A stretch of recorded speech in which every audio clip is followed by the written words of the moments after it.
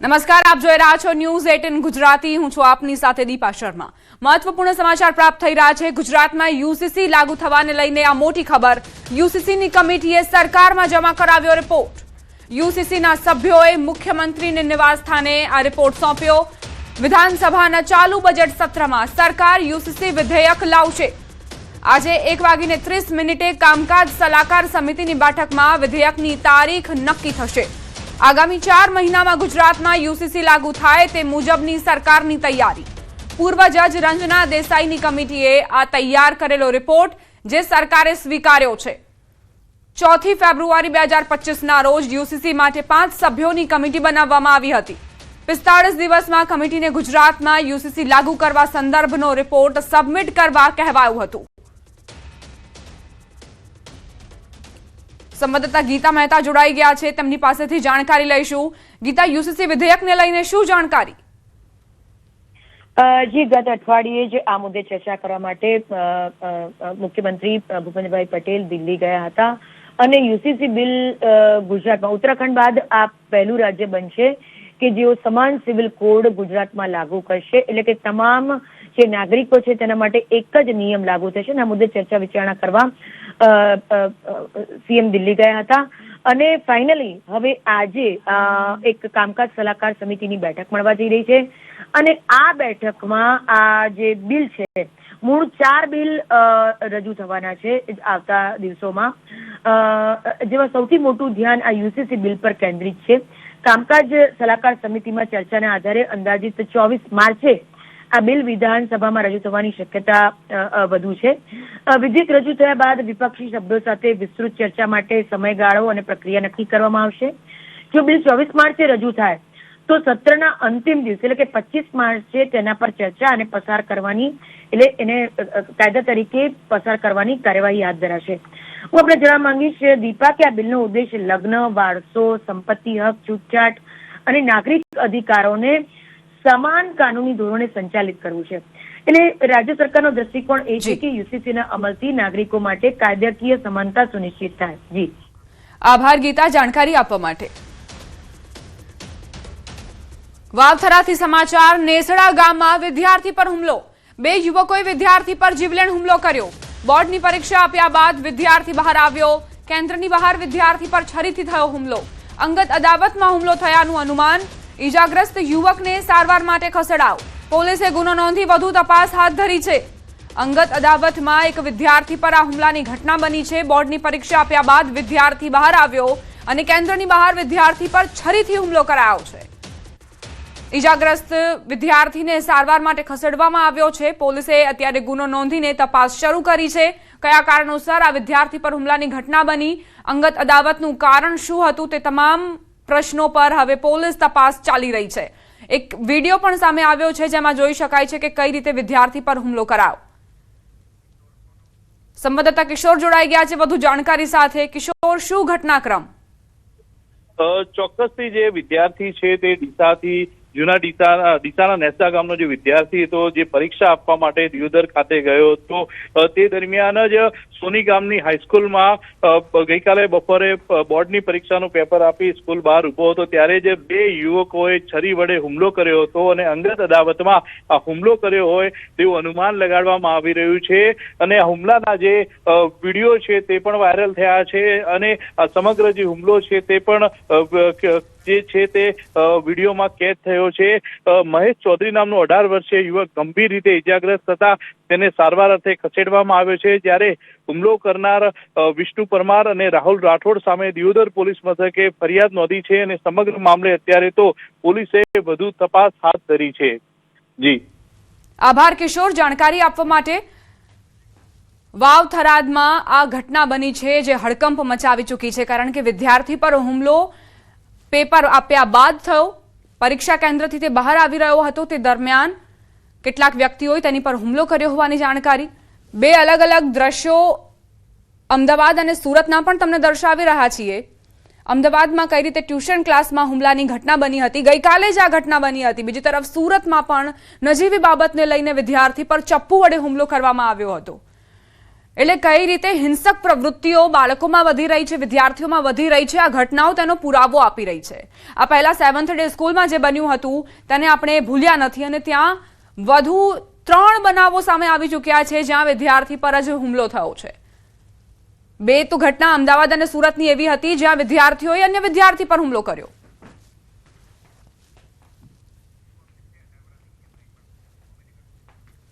વાવ થરાદમાં એક યુવક જે કેન્દ્રની બહાર આવી રહ્યો હતો પરીક્ષા આપીને, અચાનક જ 2 વ્યક્તિઓ આવે છે અને તેની પર તૂટી પડે છે, છરીના ઘા તેને કરે છે. ઘાયલ અવસ્થામાં તેને હોસ્પિટલ લઈ જવામાં આવ્યો છે અને પોલીસ તપાસ કરી રહી છે. એવી પ્રાથમિક જાણકારી છે કે અંગત અદાવતમાં આ યુવક પર હુમલો થયો છે. બીજી 2 ઘટનાઓ અમદાવાદ અને સુરતની જેમાં વિદ્યાર્થીઓ ભોગ બન્યા છે. સ્કૂલમાં ભણતા વિદ્યાર્થીઓ ભોગ બન્યા હોવાની જાણકારી, જ્યાં નજીવી બાબતને લઈને અન્ય વિદ્યાર્થીઓએ છરીના ઘા માર્યા છે. એક હુમલો જે ટ્યુશન ક્લાસમાં બન્યો અને બીજો સુરતમાં ગઈકાલે જ બન્યો. ડાન્સ જેવી નજીવી બાબતને લઈને 2 જૂથ સામસામે આવ્યા અને એક વિદ્યાર્થી પર હુમલો કર્યો.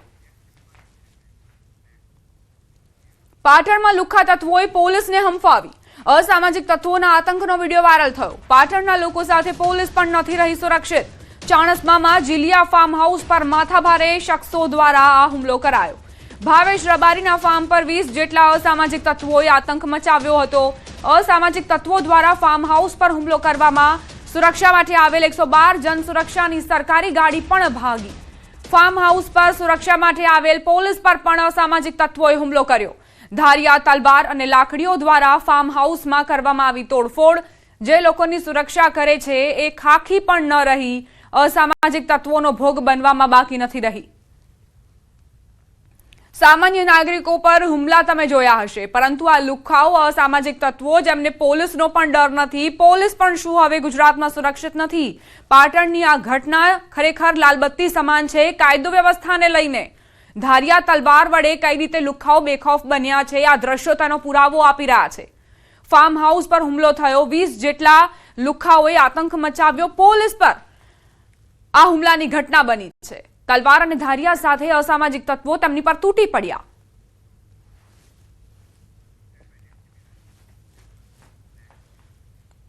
રાજકોટના જસદણમાં રિક્ષા ચાલકે બાળકને માર માર્યો. બાળકે રિક્ષામાં પેશાબ કરતા ચાલક ઉશ્કેરાયો. રોષે ભરાયેલા રિક્ષા ચાલકે બાળકને ઢોર માર માર્યો. બાળકને ગંભીર ઈજા પહોંચતા સારવાર માટે ખસેડાયો. ઘટનાની જાણ થતા પોલીસ એક્શનમાં આવી છે. પોલીસે ઘટના સ્થળે પહોંચી તપાસ હાથ ધરી.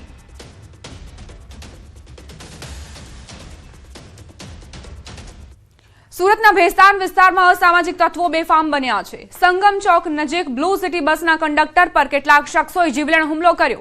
મળતી માહિતી મુજબ બસમાં ચડવા બાબતે થયેલી રકઝક બાદ અસામાજિક તત્વોએ ઉશ્કેરાઈ જઈ કંડક્ટર પર હુમલો કર્યો હતો. હુમલામાં કંડક્ટરને ઈજાઓ પહોંચતા તેમને સારવાર માટે ખસેડવામાં આવ્યો હતો. ઘટનાના પગલે વિસ્તારમાં થોડીવાર માટે અફરાતફરીનો માહોલ સર્જાયો હતો. ભોગ બનેલા સિટી બસના કંડક્ટરે પોલીસમાં ફરિયાદ કરતા પોલીસે તપાસ શરૂ કરી.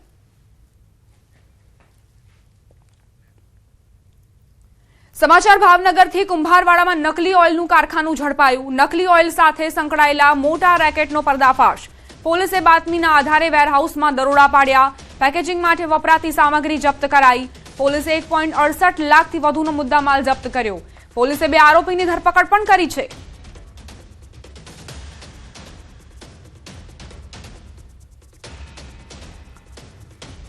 સંવાદદાતા નીતિન જોડાઈ ગયા છે વધુ જાણકારી સાથે. નીતિન, નકલી ઓઇલ સાથે સંકળાયેલા મોટા રેકેટનો પર્દાફાશ, શું જાણકારી? ચોક્કસ વાત કરીએ તો ભાવનગર એલસીબીની જે લોકલ ક્રાઇમ બ્રાન્ચની જે ટીમ છે તેને ચોક્કસ બાતમી મળી હતી અને બાતમીના આધારે કુંભારવાડા વિસ્તારમાં એક પ્લોટમાં છે તે ઓઇલ છે તે અલગ અલગ કંપનીના બ્રાન્ડના સ્ટીકરો સાથેના ડબ્બામાં ટ્રાન્સફર કરવાનું કામ છે તે થઈ રહ્યું હતું. અને તે 2 શખ્સ છે, એકનું નામ છે અમિત અને બીજાનું નામ છે નિકુંજ. બંને ભાવનગરના સ્થાનિક છે ને તે લોકો અલગ અલગ પ્લાસ્ટિકના જે કવર હોય છે, પ્લાસ્ટિકના જે બોટલો હોય છે અને જે બ્રાન્ડેડ કંપનીના ઓઇલની કંપનીના જે સ્ટીકરો હોય છે તેમાં ઓઇલ ટ્રાન્સફર કરીને બ્રાન્ડેડ બનાવીને વેચતા હતા. તે અંગેની કાર્યવાહી હાથ ધરતા પોલીસે તે જગ્યાએથી લગભગ 1.25 લાખનો મુદ્દામાલ કબજે કરીને ધોરણસરની કાર્યવાહી છે તે હાથ ધરી છે. હજી પણ આ કેટલા વર્ષથી આ રેકેટ ચાલતું હતું અને કેટલા વર્ષથી આવી રીતના જે ઓઇલ છે તે પધરાવી દેવામાં આવતું હતું લોકોને. તે પોલીસ તપાસ બાદ સામે આવશે. નિતિન, પ્રાથમિક જાણકારી શું સામે આવી છે કે થોડા મહિનાઓથી આ જે નકલી ઓઇલનું કારખાનું છે તે ચાલી રહ્યું હતું? જથ્થો શું આ જ કારખાનામાં રાખવામાં આવતો હતો કે અન્ય કોઈ ગોડાઉન પણ તૈયાર કરાયું હતું, ત્યાં આ જથ્થો સ્ટોર કરાતો હતો? વાત કરીએ તો જે ઓવરઓલ આ જે ઓઇલ છે તે અલગ અલગ કંપનીના જે બ્રાન્ડ વાળા જે લેબલો હોય છે તેની બોટલો હોય છે અને તેમાં વપરાતા જે અલગ અલગ ઇક્વિપમેન્ટ, એમ કે જેમાં ઢાંકણા છે, તેમના ઉપયોગમાં લેવા આવતી રિફિલ માટેની જે સામગ્રીઓ છે, કેરબાઓ છે, તે આ એક જ પ્લોટ છે ત્યાં આગળ કરવામાં આવતી અને વિવિધ જે બ્રાન્ડેડ કંપનીઓ માર્કેટમાં મળતી હોય છે, જે સર્વો, બજાજ, હીરો, જેન્યુન અને ક્રિસ્ટલ જેવી જે અલગ અલગ કંપનીઓ છે, તેમના અલગ અલગ પ્રકારના સ્ટીકર અને તેમની બોટલો આબેહૂબ બનાવીને તેમાં છે મોટા પ્રમાણમાં ઓઇલ છે તે વેચાણ કરવામાં આવતું હતું. આભાર નિતિન જાણકારી આપવા માટે.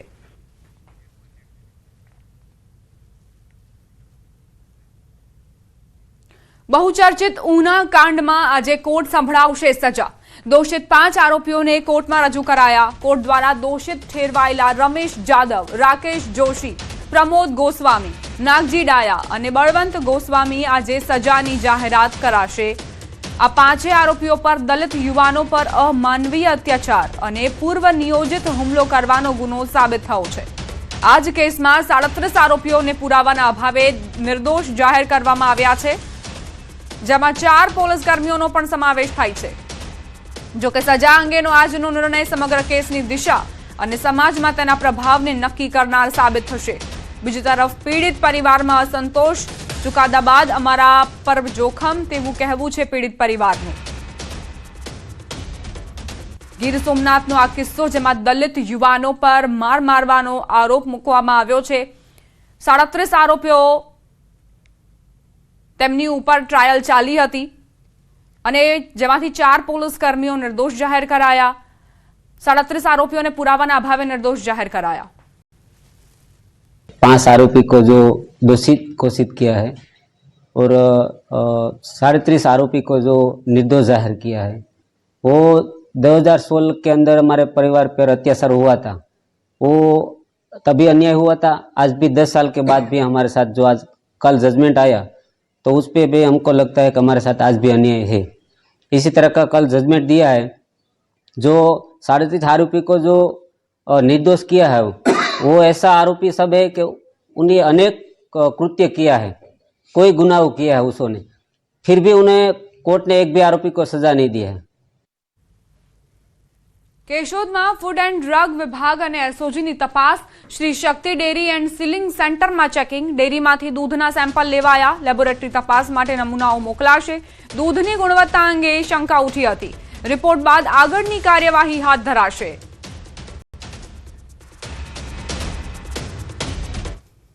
સમાચાર વડોદરાથી. હત્યા કરનાર આરોપીની ધરપકડ કરાઈ. સામાન્ય બોલાચાલી બાદ હત્યા કરી હતી. સુંદરપુરા ગામ પાસે ઓર્નેટ કોમ્પ્લેક્સમાં ઘટના બની હતી. 2 દુકાનદારો વચ્ચે ઝઘડો થતા તીક્ષ્ણ હથિયારથી હુમલો કરાયો હતો. હેર સલોનમાં કામ કરતા મિતેશનું મોત નીપજ્યું હતું. કિરણ ચાવડા નામક આરોપીએ હત્યા કરી હતી. ધરપકડ કરી પોલીસે આગળની કાર્યવાહી શરૂ કરી છે.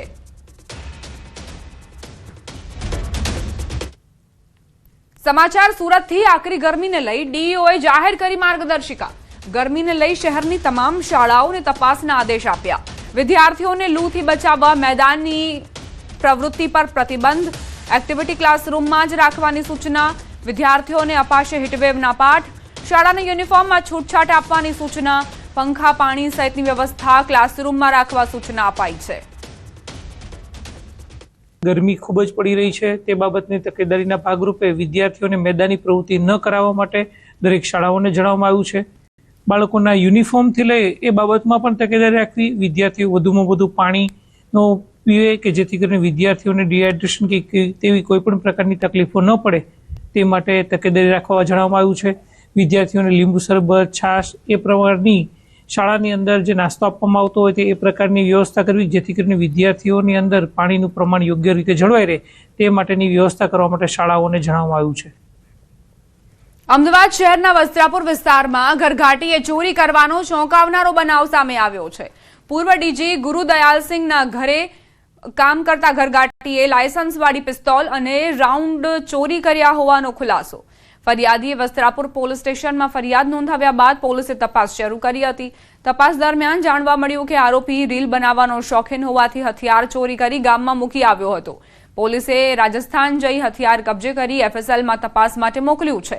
હાલ હથિયારનો કોઈ દુરુપયોગ થયો નથી. તેમ છતાં આરોપી અગાઉ કોઈ ગુનામાં સંડોવાયેલો છે કે નહીં તે દિશામાં તપાસ ચાલી રહી છે.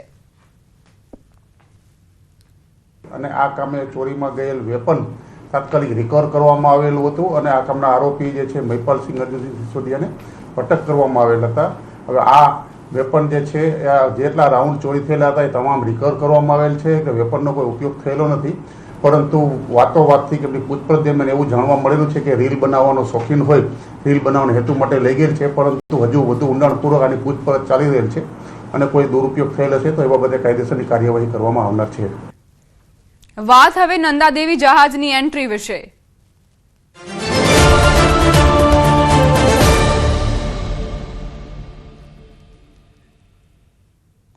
વાડીનાર પોર્ટ પર 46,500 મેટ્રિક ટન LPG સાથે MT નંદાદેવી પહોંચ્યું. ભારતના પ્રધાનમંત્રીના માર્ગદર્શન હેઠળ ઉર્જા સપ્લાય સતત જાળવવાના પ્રયાસો વચ્ચે વાડીનાર બંદરે MT નંદાદેવી જહાજ 46,500 મેટ્રિક ટન LPG સાથે પહોંચ્યું છે. આ LPGનો ship to ship transfer anchorage વિસ્તારમાં MTBW બિર્ચ જહાજમાં આજે શરૂ થવાનો છે. આ પ્રસંગે દીનદયાળ પોર્ટ ઓથોરિટી DPAના ચેરમેન શ્રી સુશીલ કુમાર સિંહ જહાજ પર પહોંચીને કેપ્ટન અને ક્રૂ સાથે મુલાકાત કરી કામગીરીનું નિરીક્ષણ કર્યું હતું.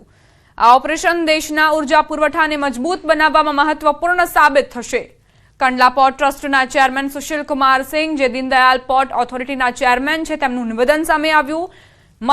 મધરશિપ ટુ અન્ય શિપ મારફત ટ્રાન્સફર થશે. વાડીનારમાં નંદાદેવી વેસલ દીનદયાળ પોર્ટ પર આવ્યું છે. પોર્ટનો રોલ ફેસિલિટી પૂરી પાડવાનો રહેશે. LPG શિપને પ્રાથમિકતા આપવા મંત્રાલયની સૂચના.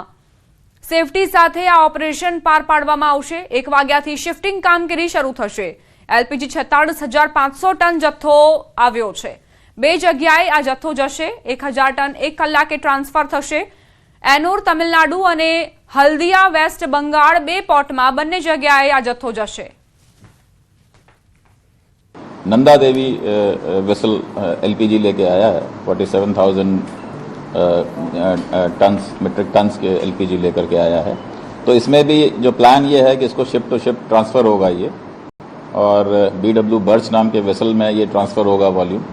और फिर ये अभी तक की जो हम लोगों को कम्युनिकेशन है, ये वेसल जो डॉटर वेसल है ये एनोर जाएगा और हल्दिया जाएगा, तो on the eastern part of the country जाएगा. રોકાઈશું એક બ્રેક માટે. આપ જોતા રહો ન્યૂઝ 18 ગુજરાતી.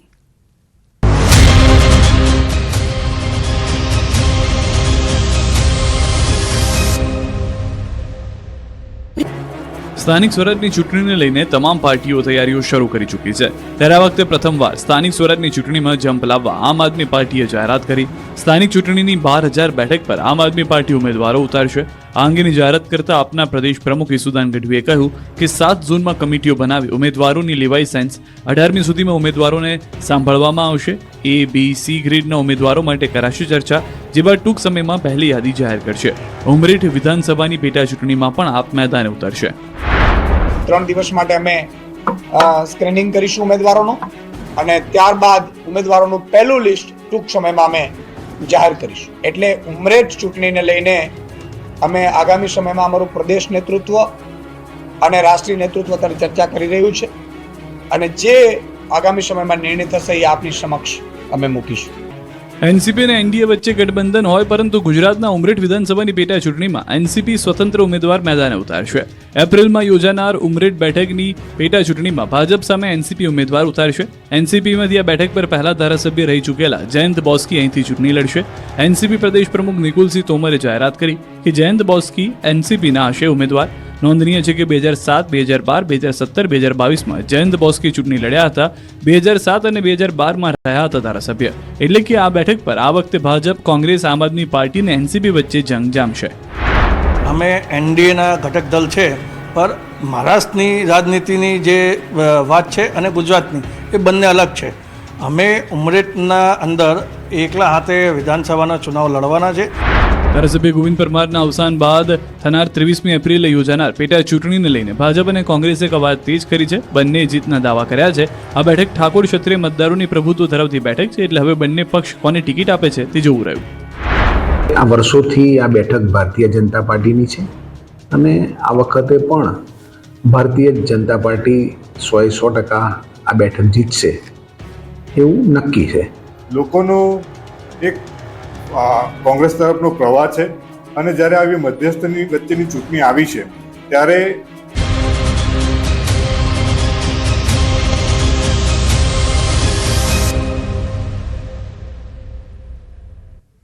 Welcome back.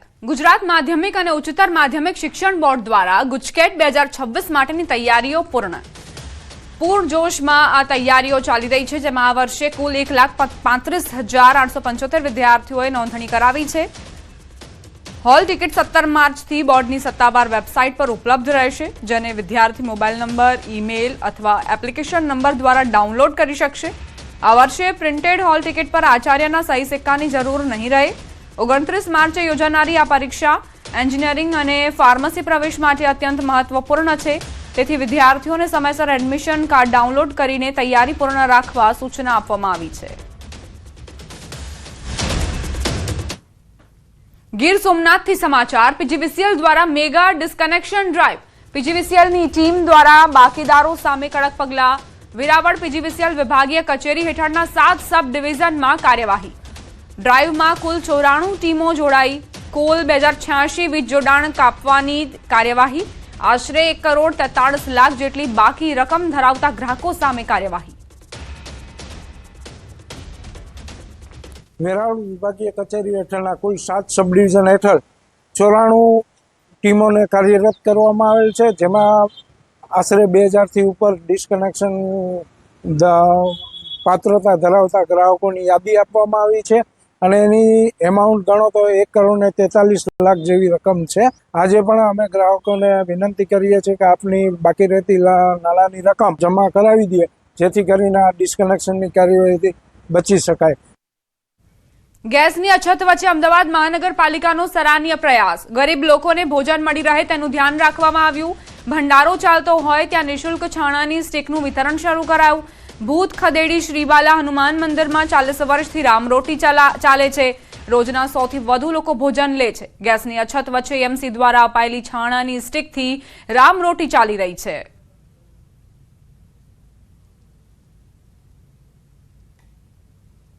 ચાલીસ વર્ષથી આ સેવા કરતા આવીએ છીએ અને આ મંદિર પર 100-125 માણસો દરરોજ જમે છે. હાલમાં ગેસની કમીથી અમને કોર્પોરેશન તરફથી ગોબર ગેસના સ્ટીક અને જે છાણા આપવામાં આવ્યા છે, આ પર અમે રોટલી તૈયાર કરીએ છીએ અને ગરીબોનો જે આવે છે અમને દરરોજ જમાડીએ છીએ. અગર આ વ્યવસ્થા કરવામાં નહીં આવતી તો અમને ઘણી તકલીફ પડતી. અત્યારે ગેસના બાટલાનો ભાવ વધી ગયો છે તો બહુ મુશ્કેલ પડતી હતી. અત્યારે મ્યુનિસિપલ કોર્પોરેશન તરફથી છાણા અને ગોબરની સ્ટીક એ અત્યારે એનો ઉપયોગ કરવામાં આવે છે. તો એક તરફ ગેસની અછત છે, બીજી તરફ ગરીબોના ભોજનને ધ્યાનમાં રાખીને ભંડારાના સ્થળે છાણાની સ્ટીકનું વિતરણ કરવામાં આવ્યું, જેથી આ રામરોટી અવિરતપણે ચાલતી રહે. બહુચર્ચિત ઉના કાંડમાં આજે કોર્ટ સંભળાવશે સજા. દોષિત 5 આરોપીઓને કોર્ટમાં રજૂ કરાયા. કોર્ટ દ્વારા દોષિત ઠેરવાયેલા રમેશ જાદવ, રાકેશ જોશી, પ્રમોદ ગોસ્વામી, નાગજી ડાયા અને બળવંત ગોસ્વામી આજે સજાની જાહેરાત થશે. આ 5 આરોપીઓ પર દલિત યુવાનો પર અમાનવીય અત્યાચાર અને પૂર્વ નિયોજિત હુમલો કરવાનો ગુનો સાબિત થયો છે. આ જ કેસમાં 37 આરોપીઓને પુરાવાના અભાવે નિર્દોષ જાહેર કરાયા છે, જેમાં 4 પોલીસ કર્મીઓનો પણ સમાવેશ થાય છે. જોકે સજા અંગેનો આજનો નિર્ણય સમગ્ર કેસની દિશા અને સમાજમાં તેના પ્રભાવને નક્કી કરનાર સાબિત થશે. બીજી તરફ પીડિત પરિવારમાં અસંતોષ. ચુકાદા બાદ અમારા પર જોખમ તેવું કહેવું છે પીડિતનું. 37 આરોપીઓ જેમને નિર્દોષ જાહેર કરવામાં આવ્યા છે તેને લઈને પીડિતે પોતાનું નિવેદન આપ્યું, પોતાની વ્યથા ઠાલવી. તેમનું કહેવું છે કે આ જે 37 આરોપીઓને નિર્દોષ મૂકવામાં આવ્યા છે તે અમારી સાથે અન્યાય થયો છે, કારણ કે એ 37 આરોપીઓની પણ સંડોવણી હતી અમારી પર અત્યાચાર ગુજારવામાં. જોકે જે 5 આરોપીઓ છે તેમને કોર્ટે દોષિત ઠેરવ્યા છે અને આજે તેમની ઉપર સજાનું એલાન થશે. એટ્રોસિટી એક્ટની કલમ મુજબ સજાનું એલાન થશે. 5 આરોપીઓને કોર્ટે દોષિત જાહેર કર્યા છે. દોષિત 5 આરોપીઓને સજા. એટ્રોસિટી એક્ટની કલમ મુજબ 5 વર્ષની સજા ફટકારાઈ. 5 આરોપીઓને કોર્ટે જાહેર કર્યા છે દોષિત. દલિત યુવાનો પર અમાનવીય અત્યાચાર ગુજાર્યો હતો. તો એક અપડેટ પ્રાપ્ત થઈ રહ્યા છે. બહુચર્ચિત ઉના કાંડમાં કોર્ટે સજા સંભળાવી દીધી છે. દોષિત 5 આરોપીઓને સજા સંભળાવવામાં આવી છે. એટ્રોસિટી એક્ટની કલમ મુજબ 5 વર્ષની સજા ફટકારવામાં આવી છે. તમામ આરોપીઓને 5,000નો દંડ પણ ફટકારાયો છે. દલિત યુવાનો પર અમાનવીય અત્યાચાર ગુજાર્યો હતો તે કેસમાં 5 આરોપીઓ દોષિત જાહેર અને સજા પણ સંભળાવવામાં આવી છે. જોકે અહીં 37 આરોપીઓનો નિર્દોષ છૂટી ગયા છે કારણ કે પુરાવાઓનો અભાવ હતો. દોષિત 5 આરોપીઓ જેમને સજા સંભળાવવામાં આવી છે. 5 વર્ષની સજા ફટકારવામાં આવી છે. તમામ આરોપીઓને 5,000નો દંડ પણ ફટકારવામાં આવ્યો છે. આ 5 આરોપીઓ જેમને સજા સંભળાવવામાં આવી છે. એટ્રોસિટી એક્ટની કલમ હેઠળ આ સજા સંભળાવાઈ છે. ઉના કાંડમાં દલિત યુવાનો પર અમાનવીય અત્યાચાર ગુજાર્યો હતો તેવો આરોપ હતો. જોકે આ જે ટ્રાયલ છે ખૂબ જ લાંબી ચાલી. 10 વર્ષ બાદ આ સજા સંભળાવવામાં આવી છે. પીડિતનું કહેવું છે કે જે 37 નિર્દોષ છૂટ્યા છે તેમની ઉપર પણ કાર્યવાહી થવી જોઈએ. જોકે 5 આરોપીઓને જે સજા સંભળાવવામાં આવી છે હવે મહત્વનું બની રહેશે કે તેને લઈને પીડિતની શું પ્રતિક્રિયા. અમદાવાદ સાણંદના વિલોચન નગરમાં મોડી રાત્રે અકસ્માત. થાર સહિત 3 વાહનો વચ્ચે ટક્કર. અકસ્માત બાદ આગ લાગતા 2 લોકોના મોત નિપજ્યા. ગ્રામ્ય પોલીસ દ્વારા વધુ તપાસ શરૂ કરવામાં આવી છે. સાણંદના વિલોચન નગરની આ ઘટના જ્યાં મોડી રાત્રે એકાએક અકસ્માત સર્જાયો. થાર સહિત 3 વાહનો વચ્ચે ટક્કર થઈ. અકસ્માત બાદ આગ પણ લાગી જેમાં 2 વ્યક્તિઓએ પોતાનો જીવ ગુમાવી દીધો છે. ગ્રામ્ય પોલીસે આ કેસમાં તપાસ શરૂ કરી છે. કઈ રીતે ગાડીઓ ભડભડ સળગી તેના દ્રશ્યો પણ સામે આવ્યા છે. આ સાથે જ બુલેટિનમાં અત્યારે બસ આટલું જ. આપ જોતા રહો News 18 ગુજરાતી.